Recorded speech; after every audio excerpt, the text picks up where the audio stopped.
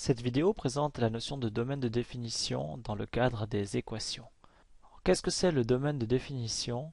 Ce sont les valeurs autorisées pour l'inconnu, et cela indépendamment des solutions. Qu'est-ce que j'entends par des valeurs autorisées pour l'inconnu? C'est des valeurs qui ne créent pas une interdiction mathématique. Exemple d'interdiction mathématique, la division par zéro. Il est interdit de diviser par zéro, et si j'ai une division par zéro, j'ai pas de réponse, pas de calcul possible, ça n'existe pas. C'est la seule interdiction mathématique que nous travaillerons dans le cadre de ce cours. Il y en a d'autres, comme la racine carrée d'un nombre négatif, et d'autres encore que vous étudierez prochainement. L'étude du domaine de définition va donc se concentrer sur les divisions par zéro, et il y a un risque de division par zéro si l'inconnu est au dénominateur. Donc si je prends l'exemple 7x moins 5 est égal à x plus 2, je n'aurai jamais de valeur interdite, car il n'y a pas de dénominateur du tout. Donc je ne vais pas avoir de division par 0. Quelle que soit la valeur de x, je vais pouvoir effectuer les calculs. Si je donne x est égal à 1, je peux calculer que le membre de gauche vaut 7 fois 1 moins 5 qui donne 2, et le membre de droite vaut 1 plus 2 qui donne 3. J'obtiens une égalité qui est fausse, mais j'ai pu faire les différents calculs.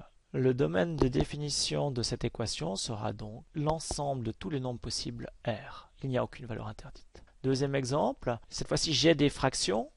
Mais si je regarde les dénominateurs, ce sont chaque fois des nombres entiers qui sont différents de 0. Il n'y aura jamais une division par 0 et à nouveau ici je n'aurai pas de valeur interdite. Quelle que soit la valeur de x, je pourrai effectuer le calcul du membre de gauche et le calcul du membre de droite. Le domaine de définition est à nouveau l'ensemble de tous les nombres possibles R. Troisième exemple, cette fois-ci, l'inconnu est présent au dénominateur. Et selon les différentes valeurs que va prendre x, il se peut que le calcul du dénominateur donne 0, ce qui créerait une division par 0, et cela serait interdit. Et cette situation, je veux absolument l'éviter. Comment déterminer si j'aurai une division par 0?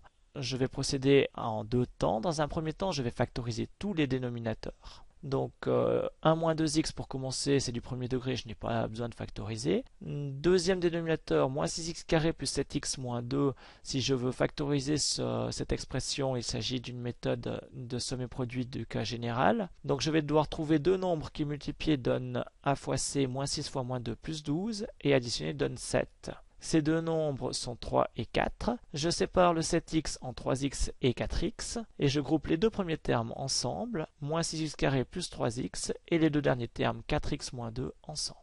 Dans le premier groupe, je peux mettre 3x en évidence, qui multipliera moins 2x plus 1, et dans le deuxième groupe, je peux mettre moins 2 en évidence, qui multipliera également moins 2x plus 1. Il suffit alors de mettre la parenthèse moins 2x plus 1 en évidence et j'obtiens la factorisation moins 2x plus 1 fois 3x moins 2. Dernière fraction, le dénominateur est du premier degré, je n'ai pas besoin de la factoriser. Étape suivante, chercher les valeurs interdites. Alors pour trouver les valeurs interdites, je vais poser en fait chaque facteur qui se trouve au dénominateur égal à 0. Lorsqu'un de ces facteurs vaudra 0, c'est que le dénominateur en entier sera 0 et cela me causera une opération interdite, la division par 0. Premier facteur 1 moins 2x, que je mets égal à 0. Deuxième facteur moins 2x plus 1 égal à 0, mais je n'ai pas besoin de le renoter, c'est la même chose que 1 moins 2x égale à 0. Facteur suivant 3x moins 2 égale à 0. Et dernier facteur, de nouveau 3x moins 2 égale à 0.